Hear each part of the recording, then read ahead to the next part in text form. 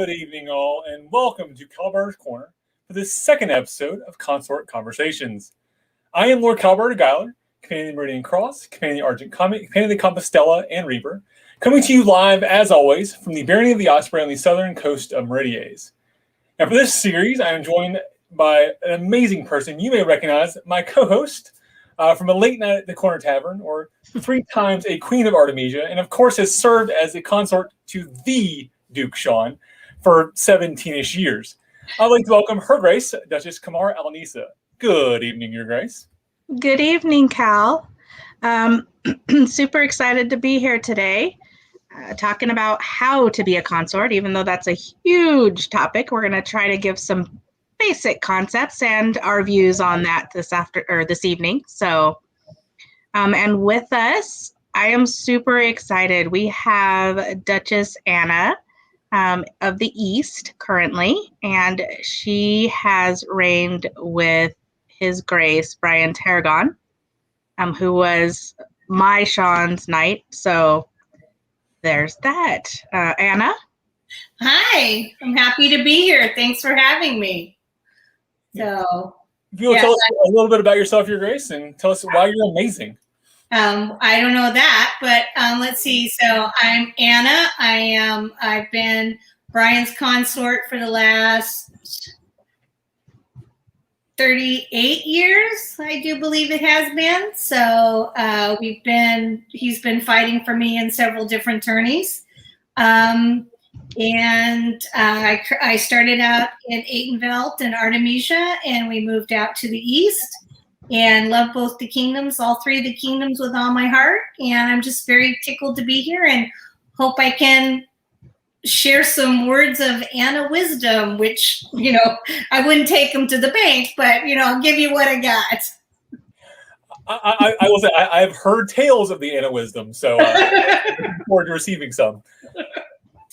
So definitely welcome, Your Grace. And for me personally, I'll say I appreciate you being here.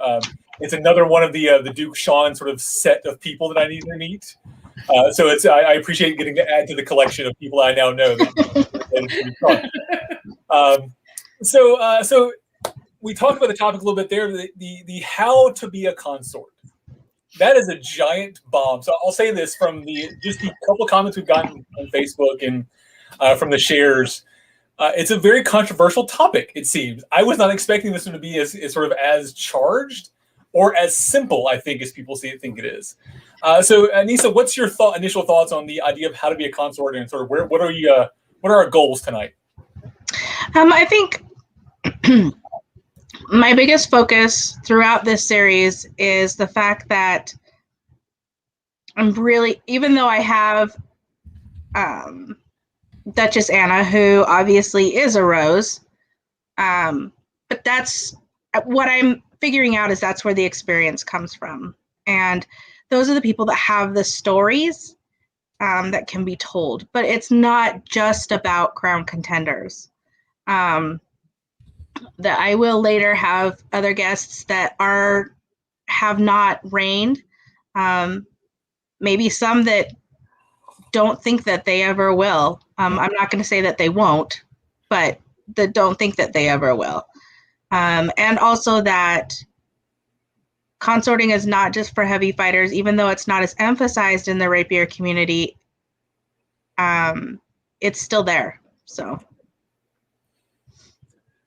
I think one of the things we talked about in the last episode was the reason I think that often problem is because of the idea that consorting has to be the thing that comes with the job, right? So we always discuss the crown bit. Because that's the job. But like we discussed in the last thing, you guys have your Baronial Defender tournament that has that job requirement, right? But there is so much more to it. Actually, and we'll let our guests start on this one. So, Your Grace, if you will, sort of give us some background on you and your approach to consorting. What do you do as a consort? I think let's start there. You want to start there? Well, in the beginning, I think the number one most important thing to find out, and I'm talking specifically in a tournament with a job like Defender or Crown Tourney, something that has not a day thing, but something that has longevity to it. You need to have a conversation with your fighter, be it a heavy or a rapier, and say, okay, so yes, I would love for you and be honored for you to carry my favor, but what do you expect from me? The very first time Brian, excuse me, carried my favor in a crown tourney, that was my biggest question, is like, okay, so if you win, what do you expect of me? How is this? Because at the time we were not a couple. What do you expect? And he was very succinct and very clear on what he expected me to do. And it was things that he wanted me to act like a queen. He asked me to, dress nicely and to support the arts and to support him and to be a sounding board for him. Those were his main requirements. And that was naturally something that I was happy to do. So that conversation is very, very important to make sure you start off on an even keel, because I have seen, unfortunately, a couple of couples that have conversation has not happened, and a third way into the reign, there's little kerfuffles, and that's never a pleasant thing to be part of or witness. So conversation and communication before the tournament, during the tournament, and all through the rest of whatever the job is, very, very important, because you're not just the consort for that day. You're the consort for the entire time. And so, you remain that. So you need to stay that, and you need to communicate. I think I'm blabbing, but yeah, communication is really important, guys. We had slightly off topic, but about communication. We did a show about polyamory, and it was very much, that was like one of our buzzwords was communicate, because so much of that can be fixed with communication. So you made a distinction there at the beginning, right? Of the idea of communication about what the job is, yeah. Right? So how to be a consort goes into that of, okay, is this for today? Is this for a week? Is this for this tournament? Or is this for the next year? Right? Yes. Is this a crown thing? So I think that's our first stop. Let's talk about that communication a little bit, that conversation. From the fighter side, from the consort side, what are we looking at in that conversation? What needs to be discussed? What needs to be discussed? I think as far as I don't want to single out crown tourney, but that's kind of my area where I've been mostly. So I can tell you, it's things like, how much can you spend while you're on the throne? What's a budget? It's like very monetary things. What's the budget? Do you expect me to go to every single event with you? What's important? What are you trying to accomplish during your reign? What do you expect me to do to help you? And then it goes the other way too. As queen, I want to do this. These are important to me. And, can you support me to trying to do these? So those are some of the things that, really need to happen. Just being open and honest and setting your goals and expectations of what you want. And the same thing can be said for a tournament that's just for the day. When Brian's in a crown tourney, we have a very odd little, especially in the beginning, I am a nervous wreck in tourneys when he's fighting. So I vibrate. And so what's best for him and me is, honey, I love you. I'll be over there if you need me. Because it's very much, I love you, Anna, but please go away. You're making me a nervous wreck. So that's a conversation we had, but that works for us. That doesn't necessarily work for anybody else. And I keep my eye on him throughout the day and make sure he's taken care of. And if I can't get too close to him because, like I said, I'm vibrating in a nervous wreck, then I will make sure one of his squires or one of my ladies can take care of him and help him out with whatever he needs. So, just that's how we handle the whole crown tourney thing. It's like, I love you. Mwah, see ya. So, so that's kind of, I don't know if that answered the question, but there you go. A good start, definitely. So what about the outside of crown tournaments? So the discussion of what does this, so the idea of being a consort, not necessarily what is the what do you need for the tournament itself, but is this a 1 day? Is this a week? Is this the crown? Like, how does that conversation go? And I say that I'm asking from me personally. I've never had that conversation, right? And I'm starting to get into that needing a consort. I mean, I have my ladies. I have people that I've fought for, but like I say that the only conversation I've had was very much I was asked to represent a rose for a rose tournament, and that was very, very new to me, and I had to like fumble my way through that conversation, not knowing, like, I never fought for anybody other than my wife before. So how does somebody approach those conversations, especially from the fighter side, or as a maybe a new consort wanting to approach a fighter about like a rose tournament or one of those sort of one-off tournaments? What's that conversation look like?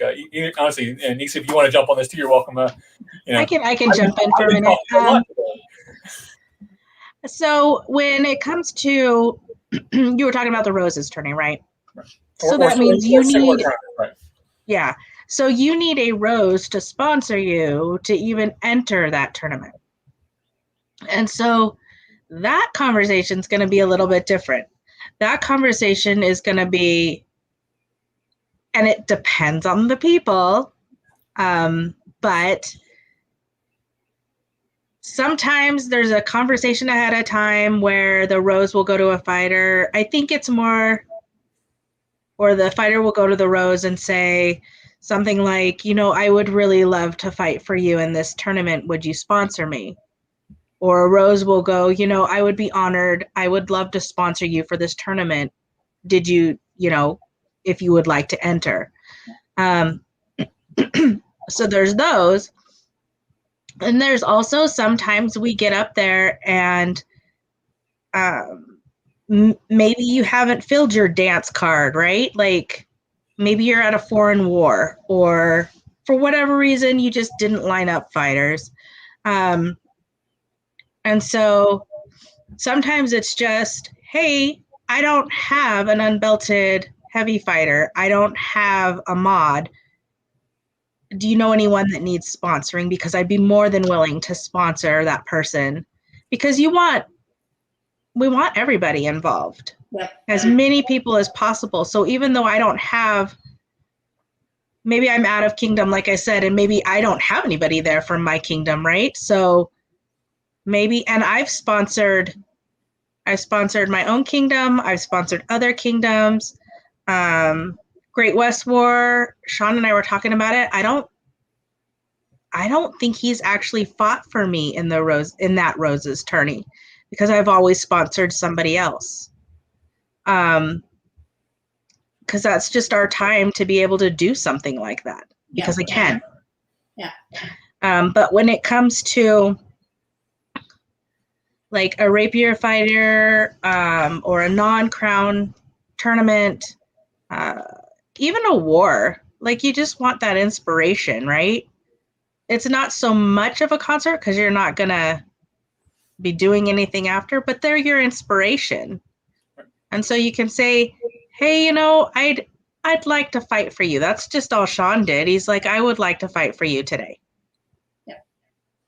Yeah, it doesn't have to be a long conversation. Just, either, I would like to, I want to enter this tourney. Would you do me the honor of letting me fight for you? Mm-hmm. Or just the opposite. It's like, I would really like to have a rapier fighter represent me in this tourney. Would you please, do me the honor? That can be a very simple, it doesn't have to be anything big and drawn out, just a very simple, honest, frank, would you please? I'd be honored, So I think if you overthink it, then you get nervous, and that's what happens there a little bit.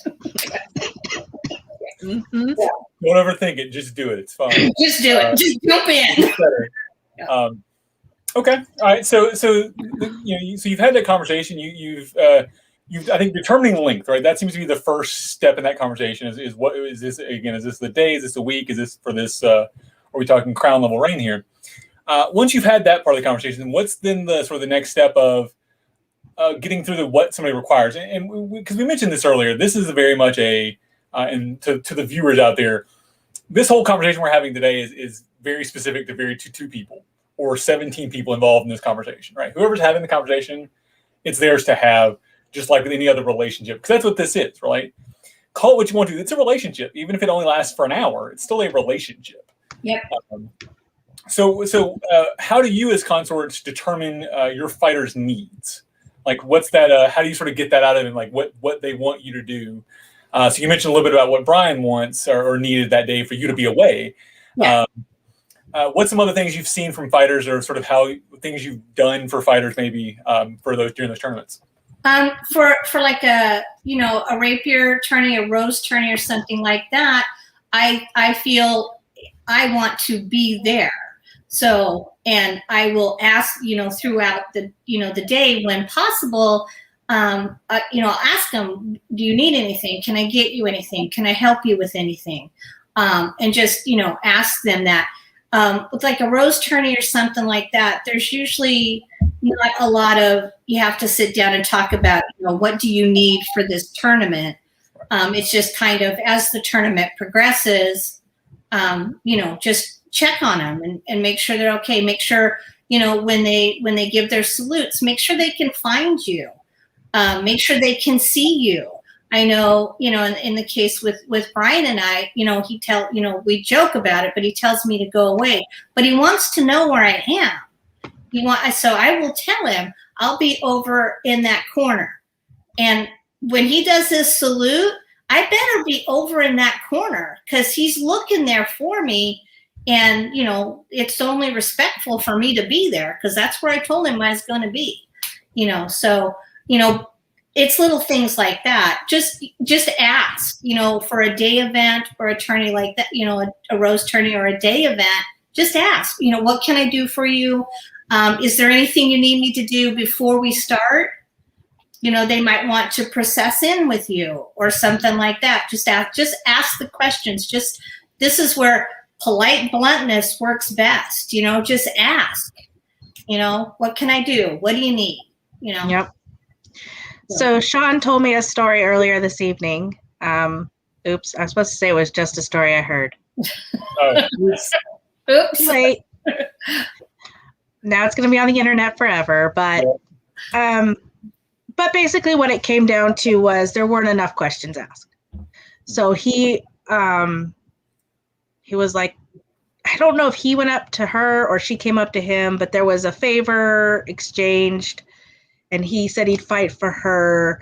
And at the end of that day, he was like, okay, I fought for you. Here's your favor back because I'm respecting that this is yours. And I thought I was just fighting for you today. And he's not sure which way that went, but he thinks that maybe she meant. But if they would have had that, the point is, if they would have had a conversation before, yeah, they would have known. Now, granted, he was young. I'm assuming she was young. It happens. Yeah. But yeah, definitely those conversations can be important just because you don't want to hurt somebody's feelings. Yeah. Or have different expectations. Yeah. You want to be on the same page. Exactly. Yeah. Yeah. Yeah. Yeah. Ask. Yeah, it's amazing. Again, communication here. It's amazing what can be fixed through communication. I think the SCA in general, and just frankly, our society would be better if people would just talk a little more. Yes. Thing. All right. So here, let me interject something real quick. I'm sorry. So I'm sorry. It goes to the favor thing. So there have been times when when I have been asked for a favor. Your Grace, can I fight for you in this favor or in this tournament? And I have, had a favor, and I have presented it. Will you carry my favor this day? Mm-hmm. And it makes it very clear that it is for this day.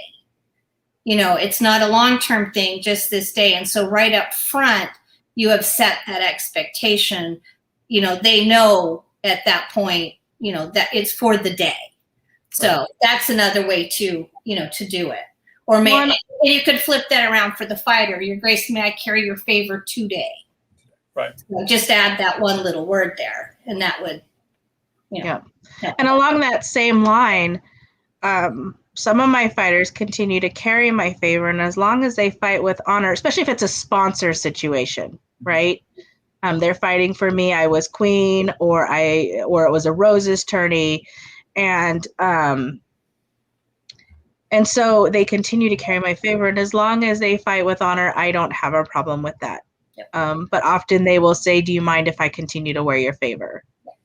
I won't say ever, but I don't expect it back. But I know Sean, I think it was Sean, had some favors that he fought for someone for the day or he was a champion for a reign, and he's put those favors away. They're special to him. They're in with his belt and chain. But he doesn't wear them on a daily basis. Yeah.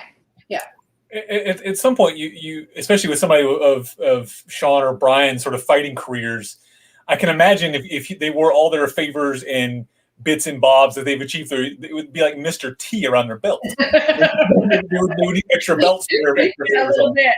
Yeah. So yeah, I was going to say that the favor that I actually haven't even got yet from Rose, because the Rose tournament that I was supposed to fight in was canceled because of Gulf Wars. So the favor she specifically made was one she made for me for all of her champions. She hand painted each of us a favor, and her and I talked about it afterwards because I will hopefully actually get to fight for her at some point in the near future. But she told me that after that tournament's over, she wants me to continue wearing it as a honor to that, and that's no commitment, no structure to it, but it's as a symbol of that thing that we did. And I won't wear it every day. I won't wear it to fighter practice kind of thing. But when I go fight in the big tournaments, sure, I'll slap it back on the belt as a reminder of that day. I think that's a really neat thing that I look forward to doing at some point when I actually have it in my hands. So I think that leads us into the favors, right? So the favors are weird in the SCA and in medieval society. There's it can be a little thing or it can be a big thing. Yeah.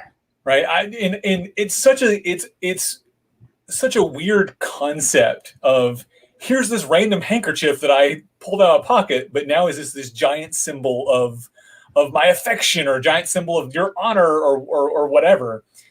So let's talk about that. What is your experience with favors in different styles or giving, getting?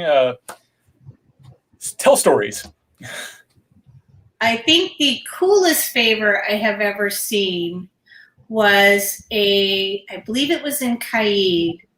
A lady had embroidered and beaded a long glove, and it had her device on it, and it was one single glove that the gentleman, tucked into his belt. It was the most beautiful thing I had ever seen in my life, and never to be it was gorgeous. It was absolutely gorgeous. I've used belt favors.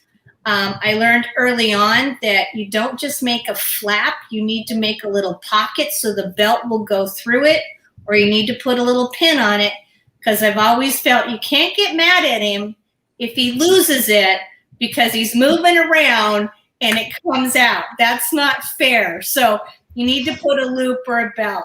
And I also, especially with rapier fighters, I'm very fond of big, long silk scarves. I think those look really, really cool. But I have seen necklaces. I have seen just a beaded chain kind of thing. Anything and everything. I've seen lots of things. I tend to go with the belt favors with the sash kind of thing, just because I can. Those are nice to put together. It gives me something. I usually embroider them, and it gives me something to do with my hands and make it a little more personal. So that's what I personally like. But what about you, Ness? What do you like? So I've done my rapier champion. He knows that I'm notoriously bad at remembering to do favors. He has forgiven me multiple times. But when I have remembered, I remember I went to a Battlemore, and I had a rapier fighters fighting for my honor, and I had sponsored them. And so what I did is I had done some card weaving. So I had safety pins, which you got to be careful with also, just saying. Yeah. But I had safety pins, and I looped it and made a little loop and put it on them, because I wasn't good enough that I'd had like enough to tie a big old piece on each of them. But it was a token. It was something I had made. Yeah. And I've done other times where I've done like scarves with something tied on them or things like that. And I agree with Anna. If for any reason it can't be completely secured, you can't get mad at them for losing. Yeah. I have Sean who he actually has, and he still has them. When each child was born, we put a teething ring on his belt. Aww. Oh, yeah, see? I was going to bring it up. Yeah, and he keeps those on his belt still. And I did a embroidery thing with my wolf on it. And when I did it, I think we only had one child, and so I put another small wolf on it.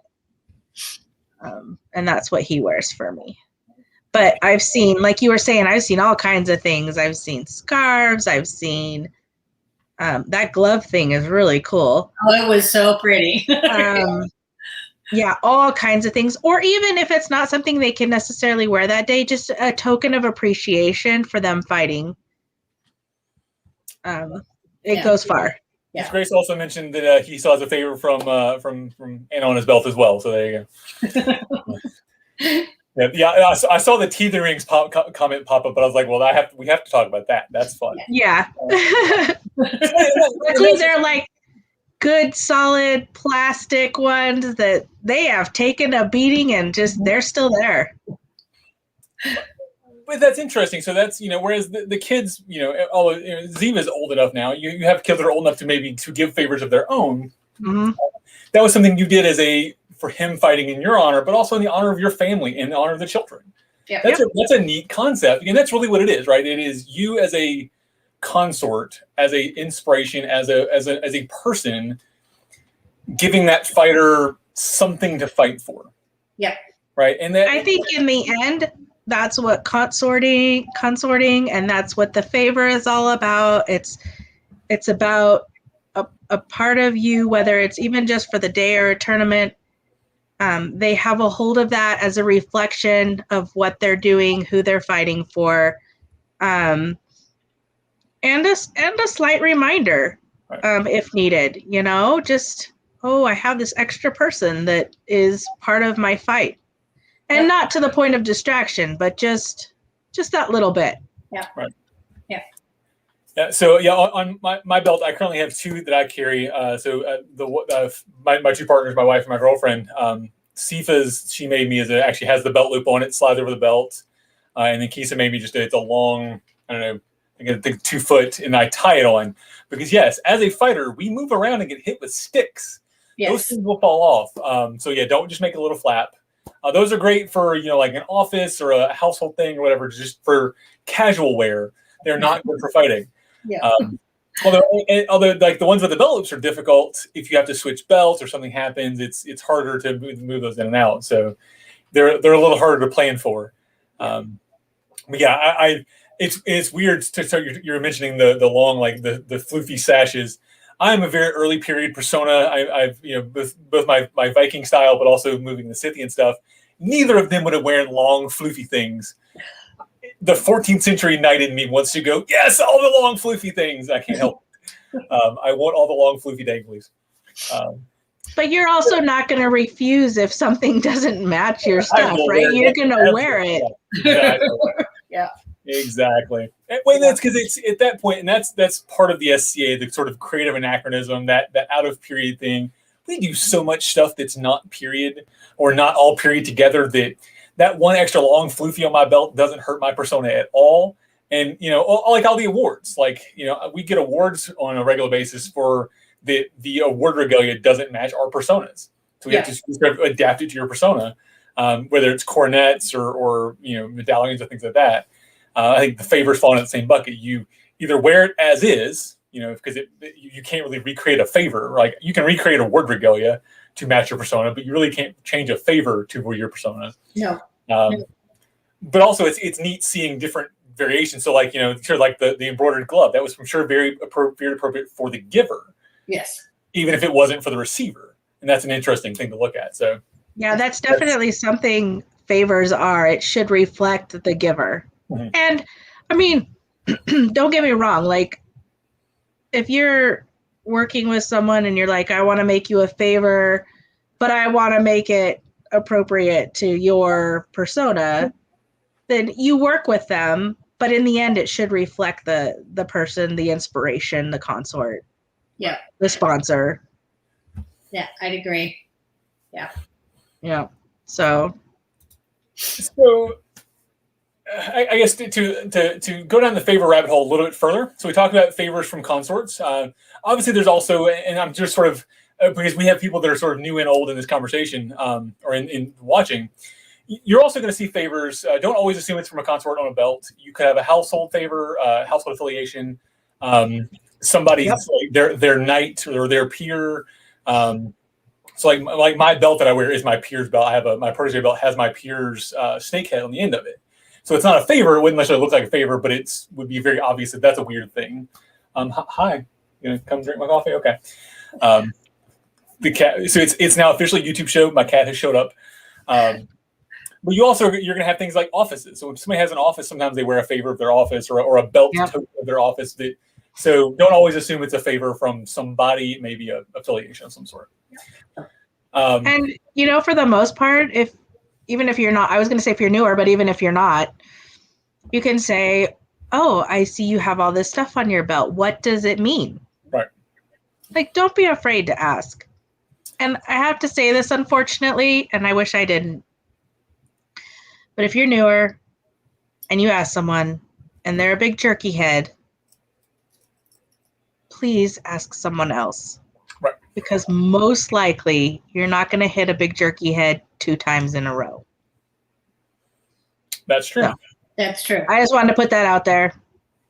Avoid the big jerky heads. I like that. Yes. There was a comment, I'm trying to find it, about, here it is. Okay, so said he only wear his, I assume Sarah is his ladies.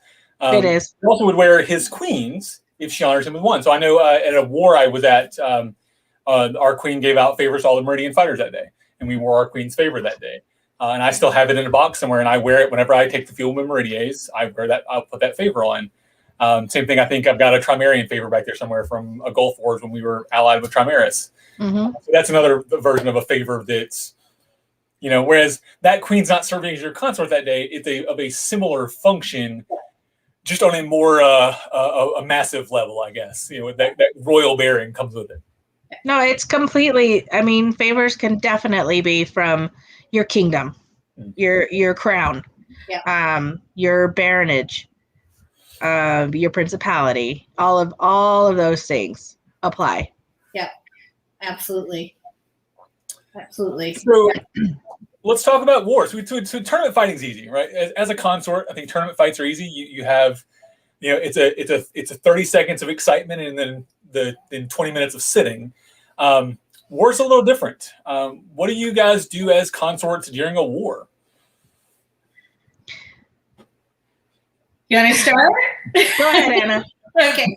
Drop that and walk away. Go ahead. I go shopping. No. No. It's a thing. That's a fair answer. Yeah. No, actually, I enjoy watching the wars and the fighting and stuff, and so I will be there at the side of the field wherever we have set up a little camp or whatever. So if any of the household members or Brian or anybody needs anything, they can come back to this spot and we can take care of them and stuff like that. Same thing, making sure they have water, making sure if they need something to eat, they have it. If they need some shade, trying to figure out, where to get them some shade, whatever they need.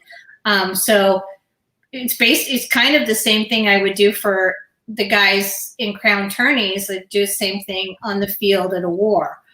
Sometimes it's a little harder to find me because there's a lot more people, but we usually have a place designated. If you need something, this is where we'll be. So it's support. Being a consort is really a lot about, I got to figure out how to say this because I know it could come out wrong. Your job as a consort is to support. It's not your only job, but that's your, especially for that day, especially during that war, you're there to support and to inspire. So, making sure that they have what they need is very important. Because they can't make you, oh, sorry. I was going to say, they can't make you look good if they're falling down because they don't have any water. Right. Two-way street. Yeah. Yep, definitely. I also have to say, though, if it is super hot or super cold, I would hope that the fighter would take into consideration the fact that, maybe it wouldn't be best for their consort to stand on. Like, don't ask your consort to stand on the side of a war. If they want to stay and watch, that's awesome. But don't ask them to watch you do a war. That is just mean. I'm just saying it.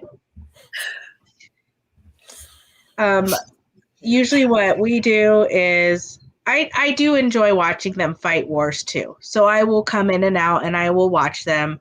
I'll bring, like we were talking about last time, we'll bring snacky stuff. Usually there's Gatorade and water on the field. If there's not, we'll make sure that that's available as well. And it really is almost, it's like being their mom. Male, female, non-binary, it's like being their mom. And you just have to make sure that because they get, fighter head is a thing.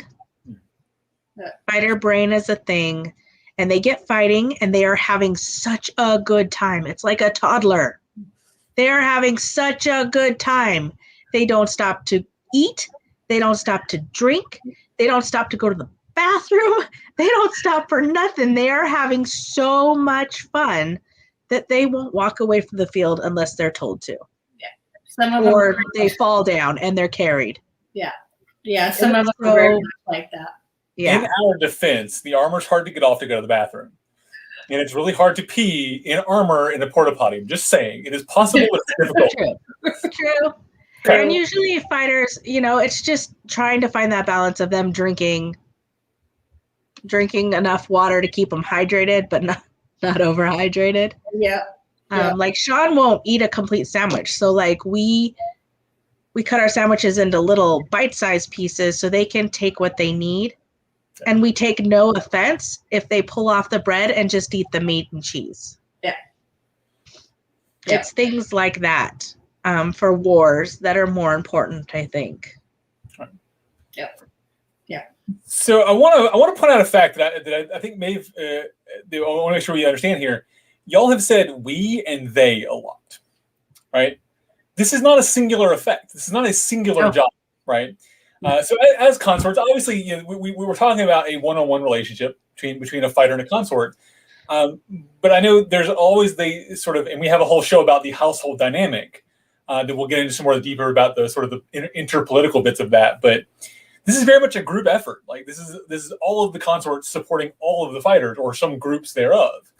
Yeah. So don't think you have to do any of this alone.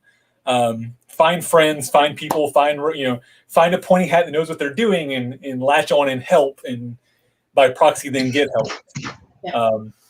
Because we have our lovely roses that have experience doing this that will happily train that next generation of consorts. And because we don't want to be the only roses. We are perfectly happy welcoming other people into our families. So definitely willing to get out there and train. And even if your fighter's not on track, whether it's because they're rapier or something else, to be crowned, you're always still more than welcome to tag along, help us pass out food, water, and that means to your fighter too.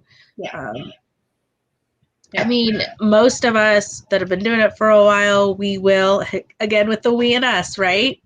Like, we cut extra apples and we bake extra sandwiches. And obviously we're going to make sure our guys and girls, our fighters, are fed first, right?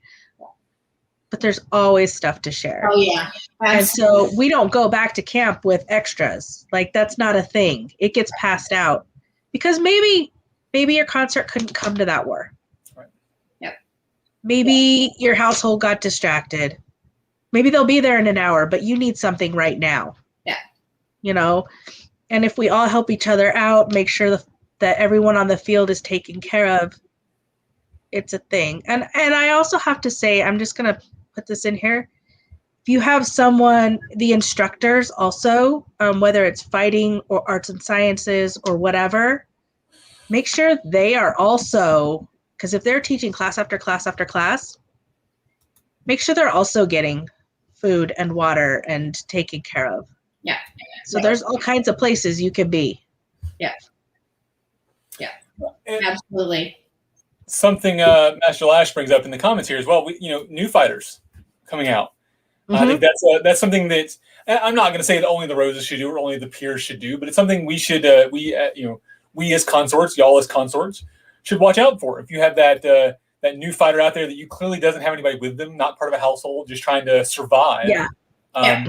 Keep an eye out for that. I think that's important because those people don't know that they need to have water necessarily. Yeah. No, I agree. You got to keep you keep an eye on your fighter and your household, but you have to keep an eye on everybody in the area, and because somebody may not see that this person is struggling. He may not even know he's struggling, and then so you see something, you fix it, you help. That's what you do. That's what you're supposed to do. Yeah. Mm-hmm. Yeah. With one word from the Black Duke: hospitality, folks. That's the word. Yeah. That is the word. Yeah. Well, and please remember, it's not just us as Roses. Like, we can't do this alone. Right. And it is definitely a society, a group responsibility. Yeah. Right, and I put Sifa's comment up on the screen and I go, she's definitely found more than one orphan fighter and gathered them in and fed them and watered them. And I think that's important. I think it's an important thing we do as a group. And I'll say this actually too, especially for the next 6 months and honestly probably next year as we get back into events, because of the restrictions that we're going to have from the SCA about the SCA not being able to have water and food given out from the group. That it will fall to us as the members to do more of that, to pick up that slack. And that's, I think that's would have happened naturally anyways, but I think it's important to remember that especially now, it's even more important because of the legal restrictions the SCA has put on it to protect the organization. We have to pick up that slack. Yeah. And you can do, if need be, you can do a case, if it's within your means, I should say. But assuming it's within your means, bring a case of water, of small water bottles, so that you're not sharing a container.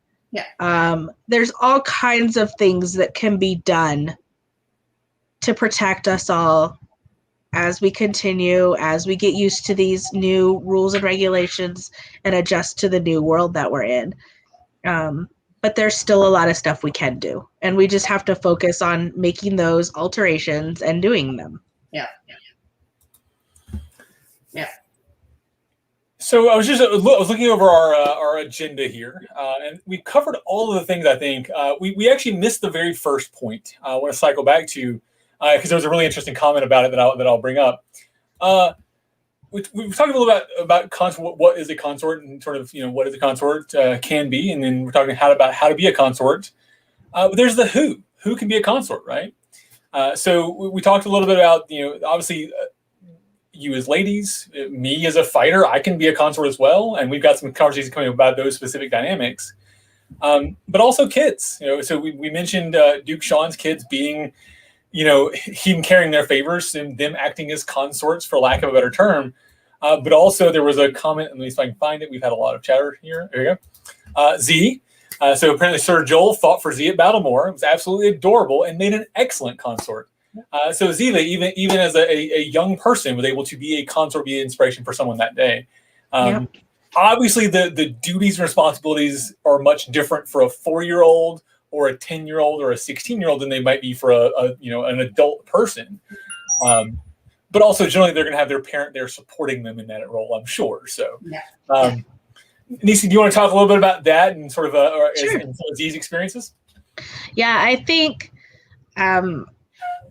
I know I do this, and that is I get wrapped up in Sean's fighting for me, and that's it. Like, right? He's fighting for me. There's no question. Like, of course he's fighting for me. And I think maybe sometimes we need to take the time to say, hey, you're my fighter, but if you see someone that's new, and you feel like you're capable and up to it, you're more than welcome to have them. You can fight for them for the day or a couple fights or whatever the situation is. Yeah. That goes for adults or children. Ziva was really fortunate. Sir Joel fought for her. It was a really cute thing that happened. I was super proud. I was super proud of my girl. She did really well. She stayed and she watched every fight for him, and he stayed in, so she had to stay all day. That's the problem. Yeah. When you're a good fighter. You're like, well, now it's stuck here. Okay, cool. Yeah. But yeah, if you can include the children, if you can include newer players so they can experience some of that, because whether they will or won't in the future, who knows? But you can give them that in that moment. Well, your question was who can carry a favor? And my answer would be yes. Right. Anybody.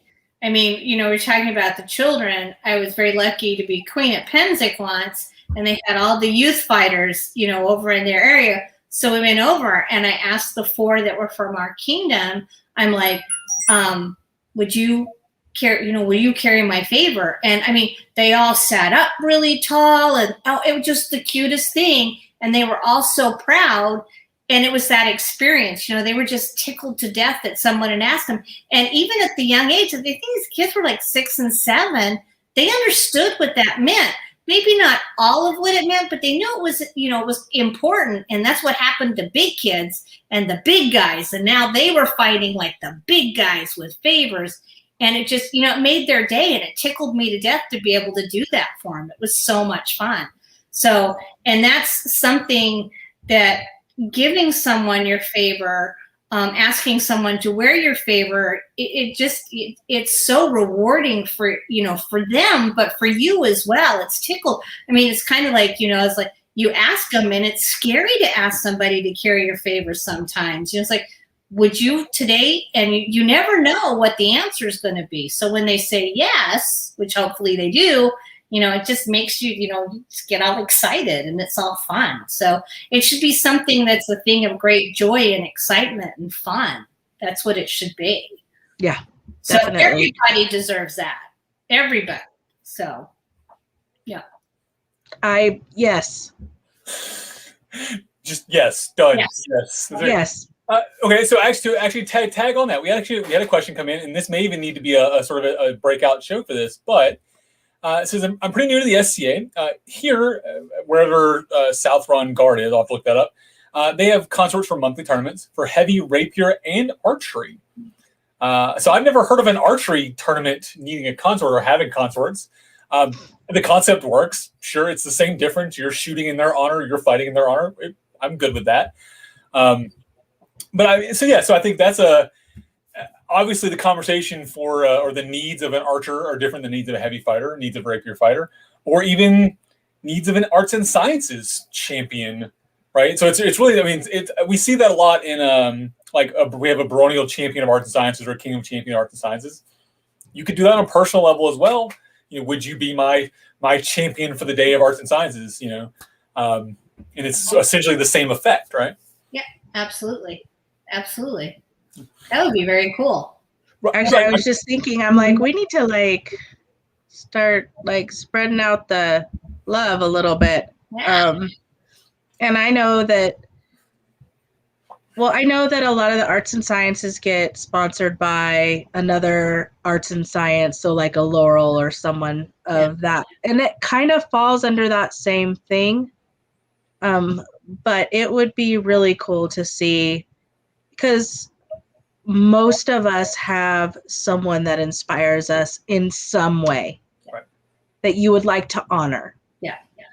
And that's a way for anybody, even a non-fighter, to honor someone is to wear we're back to favors, but to wear a favor. Right. And even if it's just between the two of them, to know that that's part of their inspiration.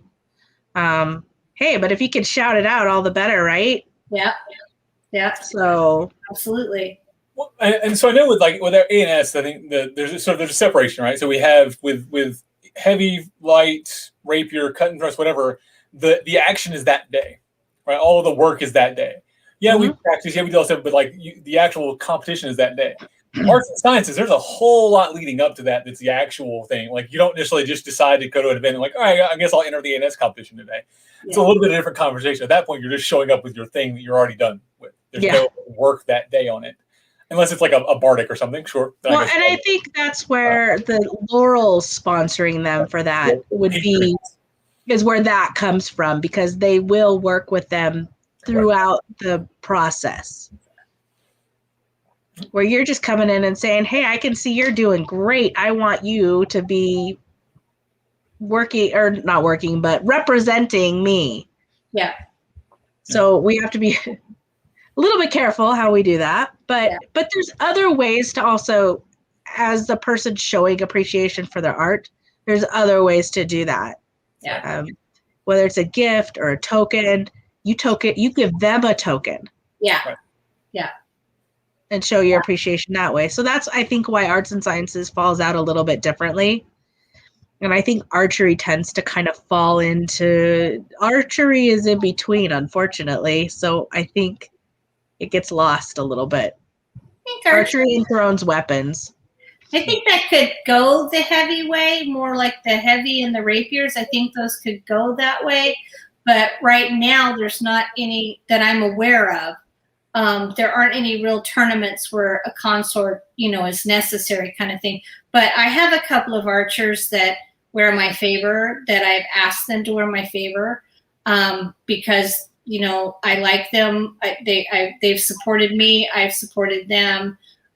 They're good friends. And, I just wanted to let them know that, I supported them and I was happy for them. And, so I have asked a couple of archers to carry my favor, and they do. And it's just what I would consider more of a friendship favor. They just carry it. It's just, in that kind of, situation. So, but I think, anybody, anything. The artists, I think you're right. Yes, I think it's more, I think you can show your appreciation for them and your support of them, because like you said, it's a long-term thing. Giving them tokens like at a competition or stuff to show your support, to show that you appreciate, what they've done and stuff like that. I think that is a really nice thing to do for a lot of the artisans and stuff like that. So I'd agree with that. Absolutely. Yeah, I think the issue with archery, and honestly with ANS as well, is it's because it's less of a spectator sport. Very few people go and watch archery, whereas everybody watches the fighting tournaments. Yeah. Maybe we should fix that, frankly, but it is unfortunately because it's generally removed, or they're going on at the same time, or same thing. ANS competition is it's over there, we're fighting over here, and you have that issue. Although I want to cycle back, Southron Guard is in Christchurch, New Zealand. So, okay. Wow. Hello, New Zealand. Thanks for watching. Hi, New Zealand. Hi, New Zealand. There you go. Let's see. So, yes, tokens mean a lot to artists. I agree. As someone who's entered ANS competitions, that was the coolest thing for me when I got my when I walked in my thing afterwards. I was like, what's this stuff? Who left me gifts? So yes, do that. Do more of that. That's neat. Yeah. But also on the front side of that, so similar to the idea of sponsoring somebody for a tournament, like from the Rose perspective, you can sponsor someone or challenge someone to create a thing. I know I have a creative roadblock when I'm doing things for me. If it's a thing I'm doing for me, I'm like, I don't know, whatever, I'll get to something eventually.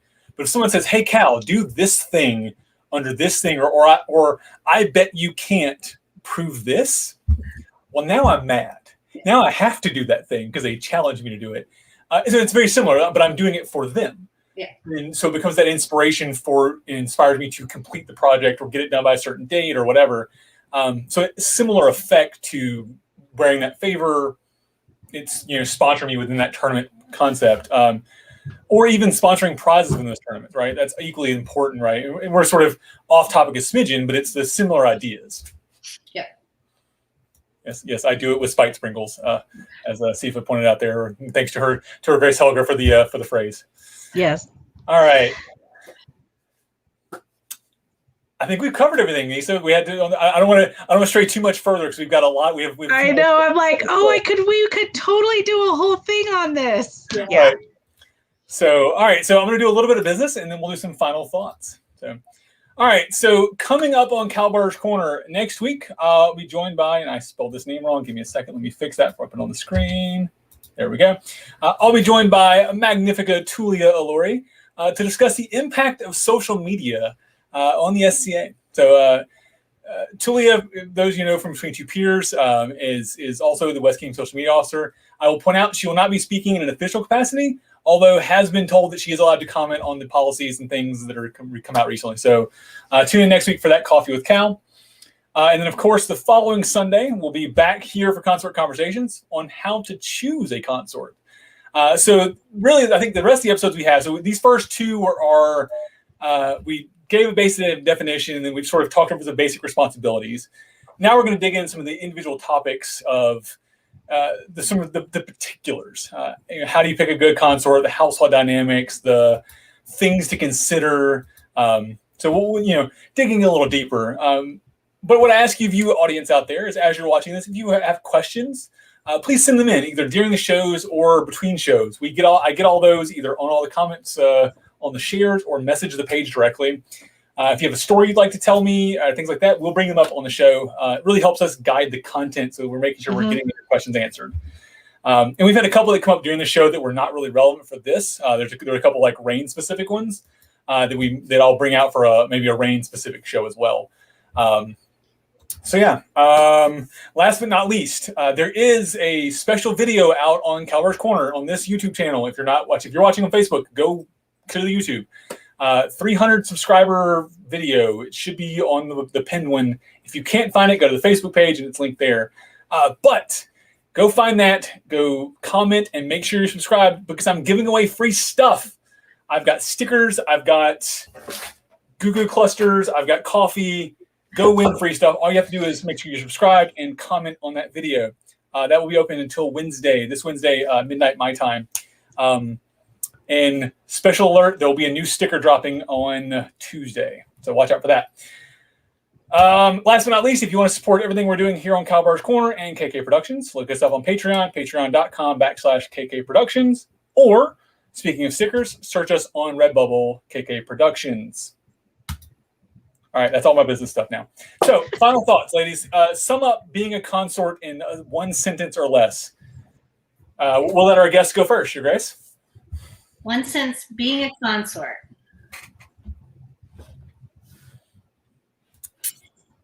It is probably the easiest and funnest way to feel loved and show love.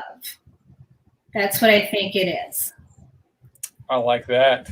Yeah. Lisa? I like that too. I am going to go back to my favorite thing of it is all about communication. In order for you to both enjoy the experience, your fighter and the consort or inspiration, you guys need to talk, tell each other what you need on both sides, so that it can be done. And if it's not within the ability of one side or the other, that can be said as well. So talk, communication. There you go. And from the fighter side, I just make sure I eat food. Feed me, Seymour. Mike and Ike's are not fighter foods. Don't eat Mike and Ike's. Well, I want to thank our audience for joining us today. We've had I think this has been an amazing hour. Thank you, Your Grace Anna. I'm not surprised by this, but of course you have brought wisdom to the show, and we appreciate you as always. Oh, thank you very much. You're very kind. Thank you. And of course, thank you to my co-host Nisa. Is another a pleasure to have you for another week, and I look forward to the 5 or 6 or 12 more episodes we have to go. Well, I just want to make it very clear I can't do this without Kal. So thank you, Kal. My pleasure. All right, guys, we're going to check out. This has been Nisa, Anna, and Kal in Kalbardr's Corner. Night, everybody. Good night, everybody. Night, everybody.